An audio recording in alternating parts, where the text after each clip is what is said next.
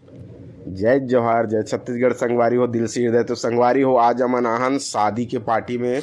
तो संगवारी हो आज बहुत अच्छा वीडियो के नज़ारा दिखाऊँ हूँ। दूल्हा दुल्हन के ग्रैंड एंट्री, बहुत ही खूबसूरत एंट्री है। संगवारी हो आप वीडियो के माध्यम से बने रहो, देखो प्यार दुलार बनाए रखो। संगवारी हो जय जोहार।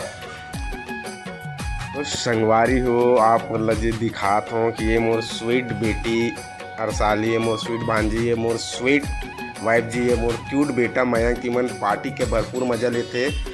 खाना कर मन के चालू हो चुके हैं। ये पार्टी के पूरा नज़ारा चारों तरफ के संगवारी हो वीडियो के माध्यम से आप मन ला दिखावत हो।